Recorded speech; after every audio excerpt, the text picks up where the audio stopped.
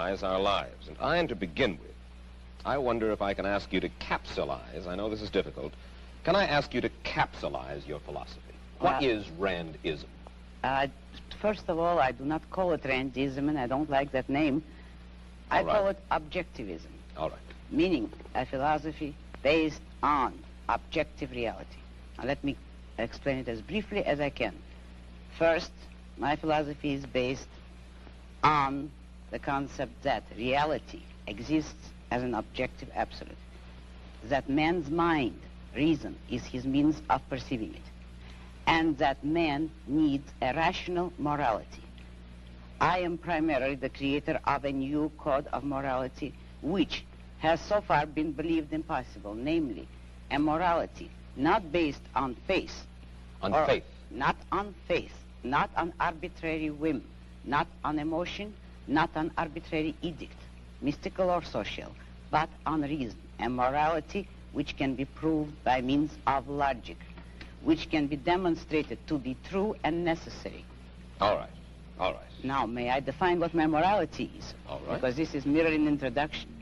My morality is based on man's life as a standard of value.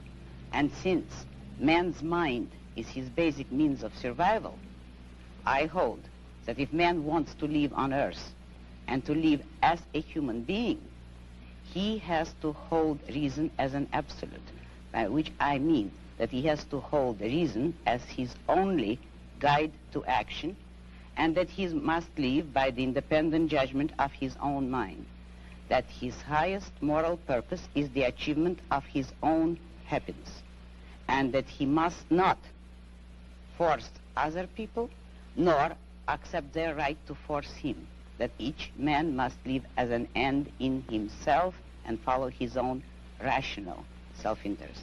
May I interrupt now? You may. Because you put this philosophy to work in your novel Atlas Shrugged. That's right. You demonstrate it in human terms in your novel Atlas Shrugged. And let me start by quoting from a review of this novel Atlas Shrugged that appeared in Newsweek. It said that you are out to destroy almost every edifice in the contemporary American way of life, our Judeo-Christian religion, our modified government-regulated capitalism, our rule by the majority will. Other reviews have said that you scorn churches and the concept of God. Are these accurate criticisms? Yes. I agree with the facts, but not the estimate of this criticism.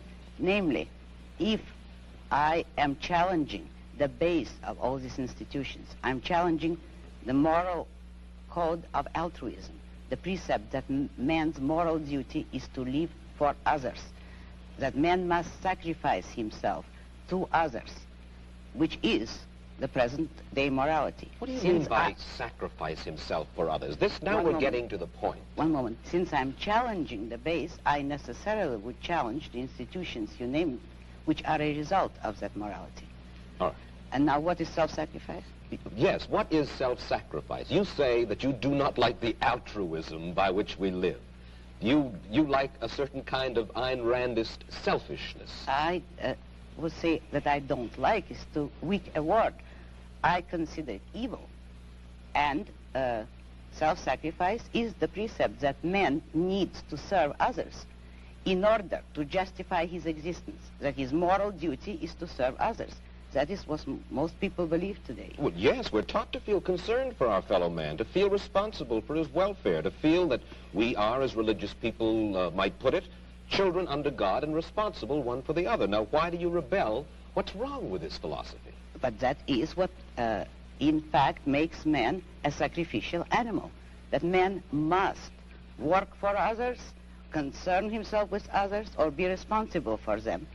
That is the role of a sacrificial object. I say that man is entitled to his own happiness and that he must achieve it himself, but that he cannot demand that others give up their lives to make him happy. And nor should he wish to sacrifice himself for the happiness of others. I hold that man should